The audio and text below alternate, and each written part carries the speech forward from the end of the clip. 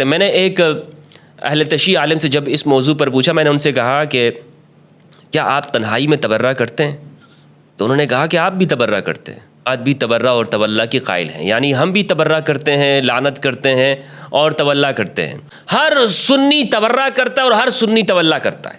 بسم اللہ والصلاة والسلام علی رسول اللہ وآلہ وعلی. السلام علیکم ورحمۃ اللہ وبرکاتہ. تبرہ اور تولا کسے کہتے ہیں؟ آپ نے ایک لفظ زیادہ سنا ہوگا، ایک جملہ استعمال کیا جاتا ہے کہ لوگ صحابہ پر تبرہ کرتے ہیں اور ان کا عقیدہ تولا کا ہے.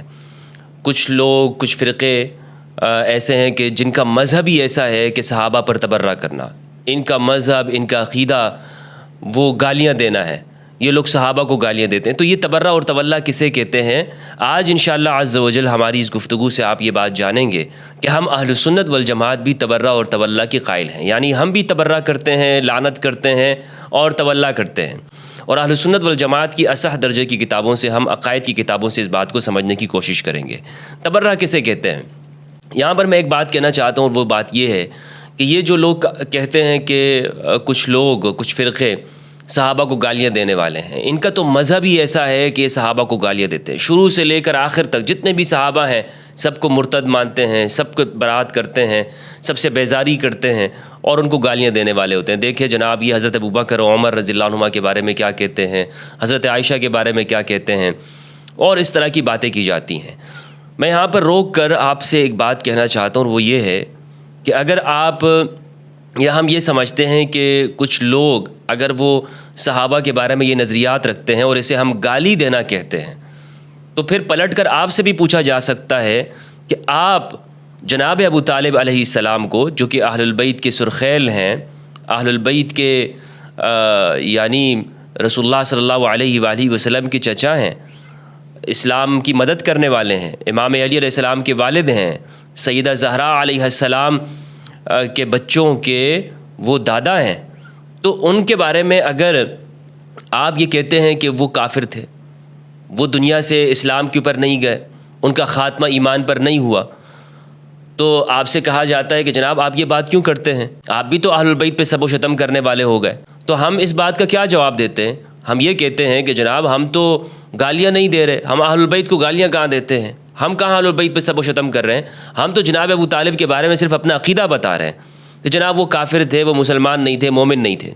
تو بالکل یہی بات پلٹ کر آپ سے کہی جا سکتی ہے کہ اگر آپ جناب ابو طالب علیہ السلام کو، جو کہ اہل البیت علیہ السلام کے گھر میں سے ہیں، ان کے سرخیل ہیں، ان کے بڑے ہیں، ان کو آپ کافر کہتے ہوئے، یہ آپ کا کافر کہنا گالی نہیں بنتا، تو پھر دوسروں کا صحابہ کے بارے میں تنقید کرنا یہ گالی کیسے بن جاتا ہے؟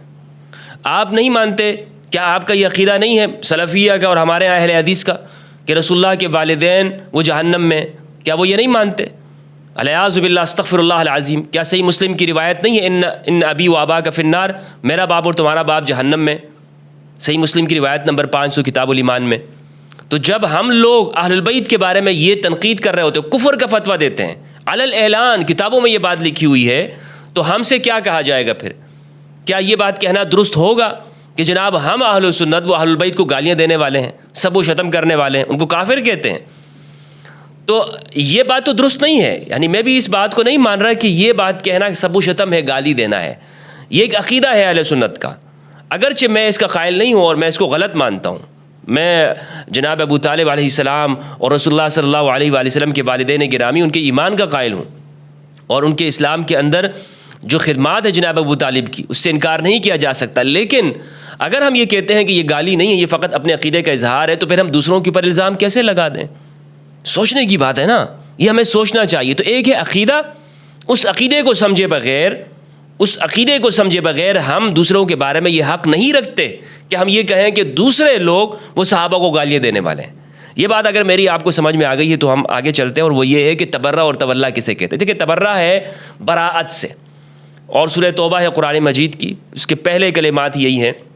اللہ رب العزت نے ارشاد فرمایا براءۃ من اللہ ورسولہ الی الذین عاہدتم من المشرکین. وعدہ ختم ہو گیا، جو مشرکین کے ساتھ ہمارا ایگریمنٹ تھا پیس کا، وہ اب ختم ہو چکا ہے، کیونکہ انہوں نے نافرمانی کر لی. براءۃ من اللہ ورسولہ، اللہ اور اس کے رسول کی جانب سے اعلان بیزاری ہے، ختم ہر طرح کے تعلقات، انقطاع، سوشل بائیکاٹ ہے اب ہر طرح کا. کیونکہ ان لوگوں نے، اور یہ صرف ان مشرکین کے بارے میں بات کی جا رہی ہے جنہوں نے جنگیں کی تھی رسول اللہ کے ساتھ، یہ ہر مشرک کے بارے میں نہیں ہے کہ جو آج کے اس دنیا کے اندر موجود ہوں، جو مسلمان نہ ہوں، مومن نہ ہوں، غیر مسلم، ان سے برات نہیں ہے. ان کے بارے میں تو یہ ہے کہ آپ ان کے ساتھ تعلقات رکھ سکتے ہیں. تو یہ وہ خاص مشرکین ہیں کہ جنہوں نے رسول اللہ کو ستایا، یعنی وہ بنو امیہ کے لوگ اور قریش کے وہ لوگ کہ جنہوں نے رسول اللہ صلی اللہ علیہ وآلہ وسلم کے ساتھ جنگیں کی ہیں. تو برات من اللہ کی اس آیت سے معلوم ہوا کہ تبرہ کسے کہتے ہیں؟ بیزاری کو کہا جاتا ہے. دوسرا لفظ ہے تولا. تولا کا مطلب ہوتا ہے دوستی کا اعلان کرنا، یعنی اس کو اپنا معاہد بنانا، اس کے ساتھ شریک ہونا، ولایت کا اعلان کرنا، کسی کی کے اقتدار کو ماننا، کسی کی سرپرستی میں آ جانا. تولا کے مختلف معنی ہیں. تو تولا دوستی کو بھی کہا جاتا ہے، اقتدار کو بھی کہا جاتا ہے، سربراہی کو بھی کہا جاتا ہے. قرآن مجید کے اندر یہ الفاظ جگہ جگہ پر استعمال ہوا ہے. اللہ رب العزت نے سورہ بقرہ کے اندر ارشاد فرمایا، سورت نمبر 2 آیت نمبر 257 ہے، 257 ہے. فرمایا اعوذ باللہ من الشیطان الرجیم بسم اللہ الرحمن الرحیم اللہ ولی الذین آمنوا یخرجہم من الظلمات الی النور. اللہ مومنوں کا مددگار ہے، مومنوں کا آقا ہے، کہ وہ اللہ جو مومنوں کو نکالتا ہے ظلمات سے، اندھیروں سے روشنی کی طرف، اندھیروں سے نکال کر روشنی کی جانب لے آتا ہے. والذین کفروا اولیاؤہم الطاغوت، اور جو کافر ہیں ان کے مددگار سرکش لوگ ہیں. الطاغوت وہ سرکش قوتیں ہیں کہ جو دنیا کے اوپر طاقت جماتی ہیں. یخرجونہم من النور الی الظلمات، کہ جو ان کو روشنی سے نکال کر اندھیروں میں لے جاتے ہیں. اسی طرح سورہ نساء کے اندر فرمایا، سورت نمبر 4 آیت نمبر 89، فرمایا وَدُّوا لَوْ تَكْفُرُونَ كَمَا كَفَرُوا فَتَكُونُونَ سَوَاءً. ان کی سب سے بڑی خواہش یہ ہے کہ تم بھی کفر اختیار کر لو اور پھر تم دونوں برابر ہو جاؤ، تم بھی کافر ہو جاؤ اور یہ بھی کافر ہو جائیں. فَلَا تَتَّخِذُوا مِنْهُمْ أَوْلِيَاءَ حَتَّى يُهَاجِرُوا فِي سَبِيلِ اللَّهِ. ان کو مددگار مت بنانا، ان کے ساتھ دوستیاں مت کرنا. سورہ نساء سورت نمبر 4 کی آیت نمبر 144 سے فرمایا یا ایھا الذین آمنوا لا تتخذوا الکافرین اولیاء من دون المؤمنین اتریدون ان تجعلوا للہ علیکم سلطانا مبینا. اے ایمان والو، کافروں کو مومنوں کے سوا دوست مت بنانا، مومنوں کو چھوڑ کر کافروں کو دوست مت بنانے لگ جانا. اسی طرح سورہ مائدہ کے اندر یہ بات موجود ہے. تو تبرہ کا مطلب ہے بیزاری کرنا، تولا کا معنی ہے دوستی کرنا، کسی کے اقتدار کو تسلیم کرنا. تو یہ دونوں اصطلاحات قرآن مجید کے اندر استعمال ہے. یعنی معلوم یہ ہوا کہ مومنوں کو آپس میں ایک دوسرے کے ساتھ تولا کرنا چاہیے، اور مشرکین محاربین کے ساتھ، ان قوتوں کے ساتھ جو طاغوت کی قوتیں ہیں، جو مسلمانوں کو ستاتی ہیں، جو انسانیت پہ ظلم و ستم کرتی ہیں، ان سے تبرہ کرنا چاہیے. یہ قرآن کی اصطلاح ہے.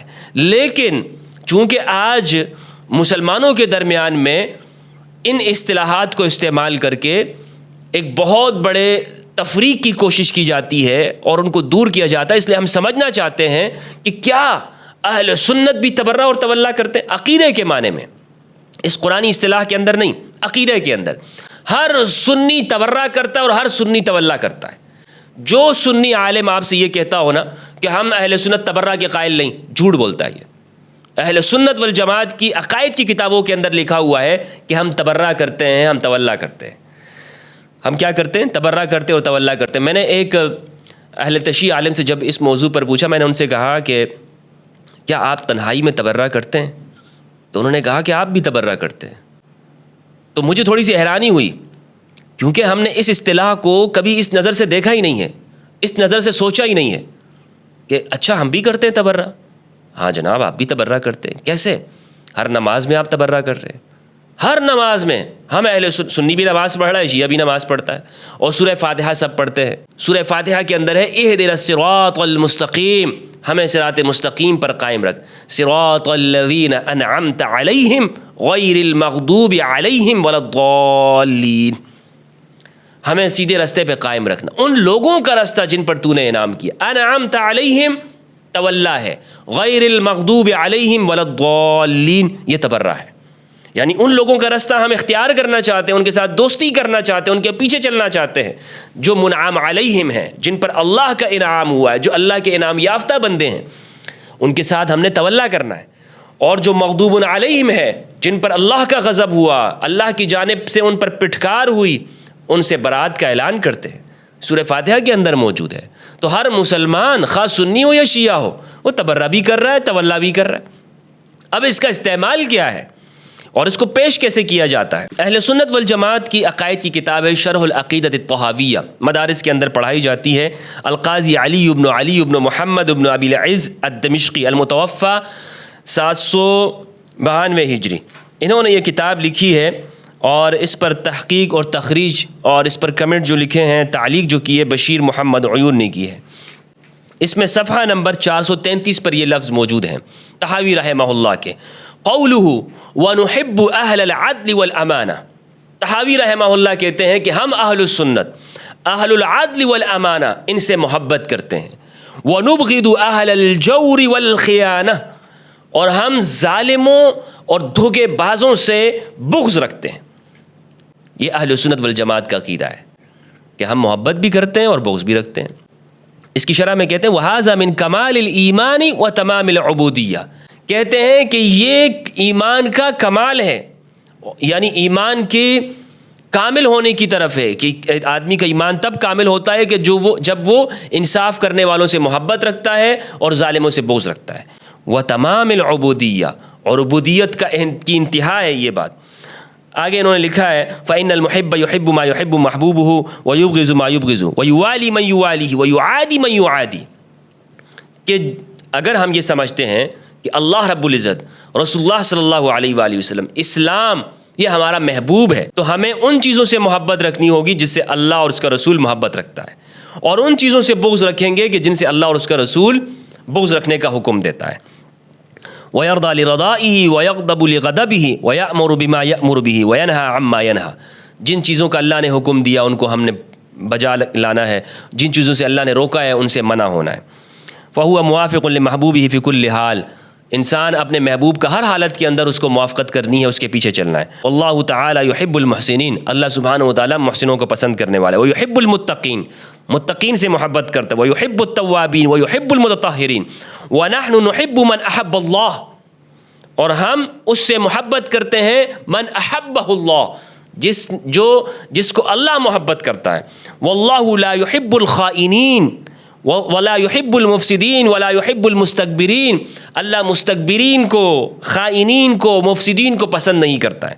ونحن لا نحبهم ايضا ونبغضهم موافقة له سبحانہ وتعالی, اور ہم اللہ سبحانہ وتعالی کی موافقت کرتے ہوئے ایسے لوگوں کی نہ محبت رکھتے ہیں نہ ان کی ولایت رکھتے ہیں, بلکہ ہم ان سے بغض رکھتے ہیں ایسے لوگوں سے. وفی الصحیحین عن النبی صلی اللہ علیہ وآلہ وسلم, اور بخاری مسلم کی روایت ہے کہ 3 چیزیں جس کے اندر ہوتی ہیں اس نے اپنے اندر ایمان کی مٹھاس اس کے اندر پائی جاتی ہے.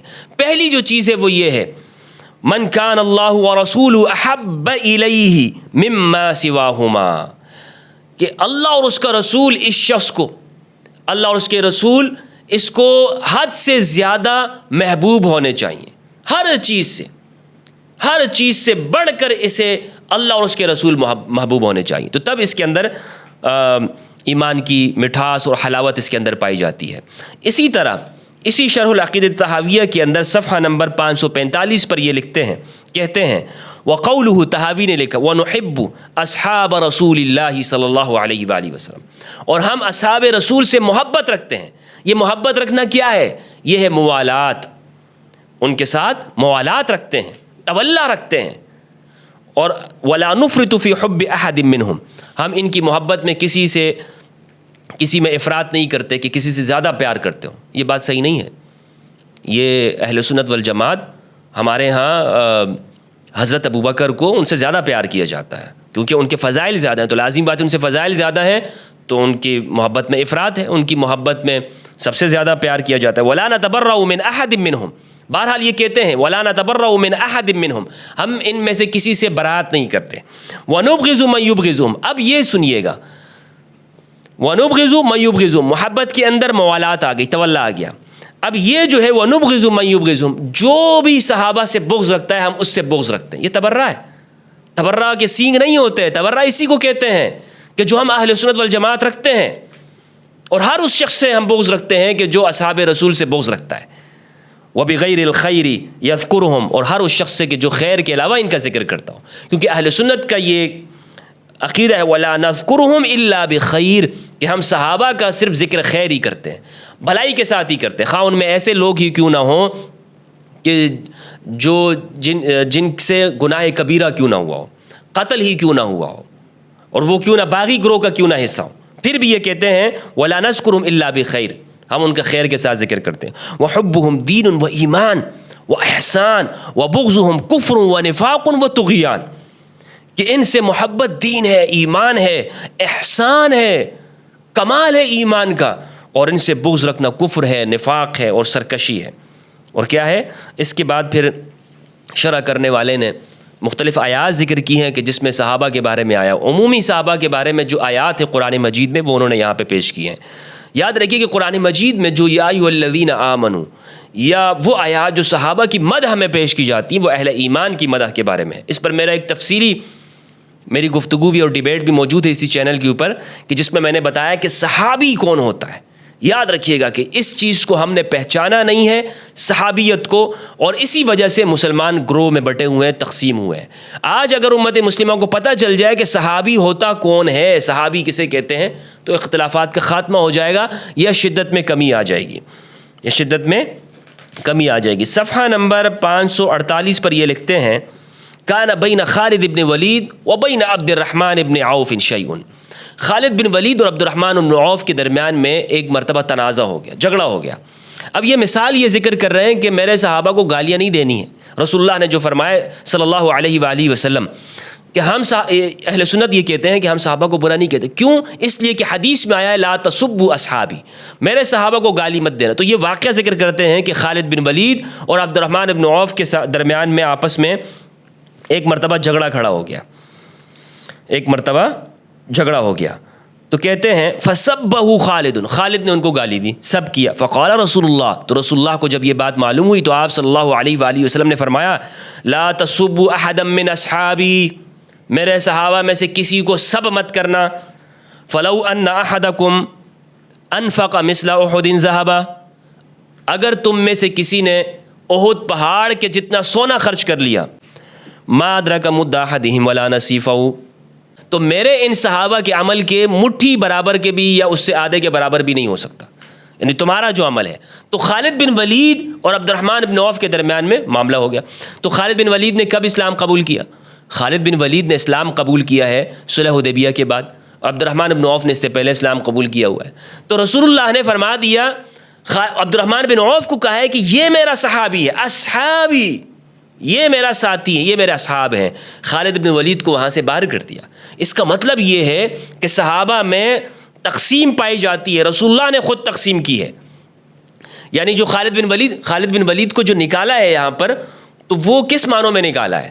اس معنوں میں نکالا ہے کہ تم اپنے آپ کو اس صحابیت میں مت شامل کرنا، تم اس صحابیت کے اندر نہیں ہو جس معنوں کے اندر عبد الرحمن بن عوف صحابی ہے اور جس معنوں کے اندر اسے یہ نسبت حاصل ہے۔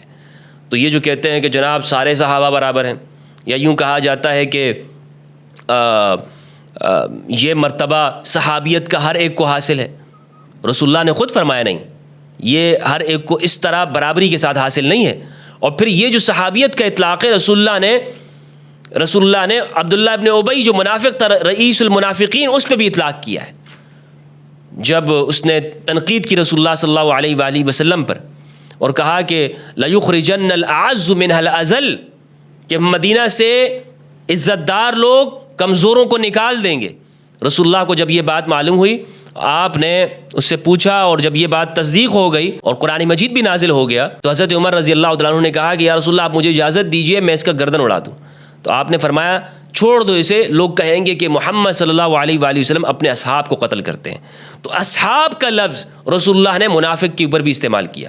خود صحیح مسلم کی روایت ہے فی اصحابی 12 منافقا، میرے اصحاب کے اندر، میرے صحابہ میں 12 منافق ہیں۔ تو یہ جو صاحب کا جو لفظ ہے نا اصحاب کا، اس پر یہ اتنا ہمارے ہاں شور مچایا جاتا ہے کہ جناب یہ جہاں بھی آ جائے گویا کہ وہ شخص معصوم ہے۔ رسول اللہ نے اس کا اطلاق منافق کے اوپر بھی کیا ہے، احادیث کے اندر موجود ہے۔ تو یہ ایک تفصیل ہے، اس کے اوپر میں کئی مرتبہ بات کر چکا ہوں۔ تو بہرحال یہاں پر یہ اس تشریح کے اندر لکھتے ہیں کہ ان دونوں کے اندر فرق ہے، تو اہل سنت خود بھی ان کے اندر فرق کرتے ہیں۔ لیکن بہرحال یہ جو بات ہے کہ صحابہ کو سب و شتم کرنا، صحابہ کو گالی دینا خواہ کوئی بھی ہو. حدیث کے اندر ہے رسول اللہ صلی اللہ علیہ وآلہ وسلم نے فرمایا سباب المسلم فسق وقتالہ کفر.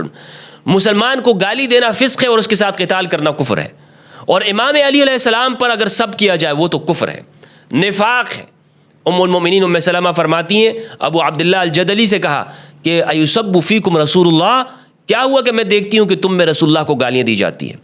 ابو عبداللہ الجدلی نے کہا معاذ اللہ سبحان اللہ, یا اس طرح کا کلمہ کہا, یعنی کیا ہم یہ کام کرتے ہیں؟ تو ام المؤمنین ام سلمہ نے کہا کہ تم میں علی کو گالیاں دی جاتی ہیں. علی کو گالیاں دینا, علی کو گالی دینا, سب کرنا علی کو, یہ نفاق ہے اور کفر ہے. یہ رسول اللہ کو گالی دینا ہے. تو اہل سنت والجماعت بھی تبرہ اور تولا کرتے ہیں. یہ نہیں ہے کہ صرف جناب شیعہ ہی تبرہ اور تولا کرتے ہو, سب کرتے ہیں. اب مسئلہ یہ ہے کہ صحابہ کے بارے میں تو وہ میں نے شروع میں آپ کو بتا دیا کہ یہ جو نظریہ ہے نا, ہمیں دیکھنا ہوگا کہ بھائی کیا سب کیا جاتا ہے یا تنقید رکھی جاتی ہے, یعنی کیا اختلاف کیا جاتا ہے, کیا ہے عقیدہ, کیا ہے بیسکلی. تنقید کو اگر آپ سب کہتے ہیں تو پھر خود اہل سنت بھی تنقید کر رہے ہیں. یعنی جناب ابو طالب علیہ السلام کو کافر کہتے ہیں اہل سنت, اور اکثریت یعنی وہ اسلام کے اوپر نہیں مانتے. اسی طرح جناب رسول اللہ صلی اللہ علیہ وآلہ وسلم کے والدین کو بھی ایمان کے اوپر نہیں مانتے. تو کیا آپ کو کہا جا سکتا ہے کہ آپ رسول اللہ کے والدین کو, رسول اللہ کے رشتہ داروں کو سب کر رہے ہوتے ہیں؟ ان لوگوں کا ڈبل اسٹینڈرڈ آپ چیک کیجئے میرے بھائیوں. یہ لوگ جب ان کے سامنے ہم طلقاء کی بات کرتے ہیں نا تو کہتے ہیں فوراً رسول اللہ کی رشتہ داریاں سامنے لے آتے ہیں. جناب تمہیں معلوم ہے کہ رسول اللہ کے رشتہ دار ہیں؟ وہ ام المؤمنین حضرت حفصہ کے بھائی ہیں, خال المؤمنین ہیں, مومنوں کے ماموں ہیں, اور رسول اللہ کے ساتھ رشتہ داری حاصل ہے, بنو امیہ کی فلاں رشتہ داریاں ہیں. لیکن جب انہی رشتہ داریوں کی ہم بات کرتے ہیں, ہم کہتے ہیں کہ سیدہ زہرا رسول اللہ کی بیٹی ہیں, ہم کہتے ہیں جناب ابو طالب رسول اللہ صلی اللہ علیہ وآلہ وسلم کے پیارے چچا ہیں, اسلام کی مدد کرنے والے ہیں, اور آپ کے والدین گرامی, آپ کے والد رسول اللہ صلی اللہ علیہ وآلہ وسلم کے جناب عبداللہ علیہ السلام, حضرت آمنہ علیہ السلام, ہم رشتہ داریوں کی جب بات کرتے ہیں کہتے ہیں رسول اللہ کی رشتہ داریوں کی بات مت کرو, اسلام میں رشتہ داری کوئی فائدہ نہیں دیتی. اسلام رشتہ داریوں کو پھیلانے کے لیے نہیں آیا. اسلام میں کسی عربی کو اجمی پر فضیلت نہیں ہے. اسلام میں کسی کالے کو گورے پر نہیں ہے, گورے کو کالے پر نہیں ہے. اسلام سب سے برابری کا درس دیتا ہے. نیپوٹزم نہیں ہے اسلام میں. لیکن جب طلقاء کی بات کی جاتی ہے تو فوراً نیپوٹزم کے اوپر آ جاتے ہیں, نسل پرستی کے اوپر یہ لوگ آ جاتے ہیں اور کہتے ہیں جناب رسول اللہ کی رشتہ داریاں. یعنی رسول اللہ کی یہ ناانصافی دیکھیے آپ, ان کی کتنی بڑی ناانصافی کرتے ہیں. رسول اللہ کے جتنے بھی رشتہ دار ہیں, جناب عبد المطلب, جناب ابو طالب, جناب رسول اللہ کے والد گرامی عبداللہ, جناب والدہ گرامی حضرت آمنہ علیہم السلام اجمعین, ان کے بارے میں کیا کہتے ہیں؟ اسلام پہ نہیں تھے, کافر تھے, والعیاذ باللہ جہنم میں ہے, استغفر اللہ العظیم. اور باقی جو طلقاء ہیں وہاں پہ رشتہ داریاں لے آتے ہیں, جناب یہ رشتہ داری, یہ رشتہ داری, یہ رشتہ داری حاصل ہے. تو یہ کیا ہے؟ ان کا دوہرا معیار ہے, ان کا ڈبل اسٹینڈرڈ ہے ان کا, جس کو میں کہتا ہوں. تو اہل سنت بھی تبرہ اور تولا کرتے ہیں. آج میں نے آپ کو بتا دیا, اور آپ ان سے ٹیسٹ کر کے پوچھ لیں کسی سے بھی, یہ آپ سے یہی کہیں گے جناب ہم ان لوگوں سے بری ہیں, یہ لفظ استعمال کریں گے, ہم ایسے لوگوں سے بری ہیں کہ جو صحابہ سے برات کرتے ہیں. یہی ہے تبرہ تولا, اور کچھ نہیں ہے. السلام علیکم ورحمۃ اللہ وبرکاتہ.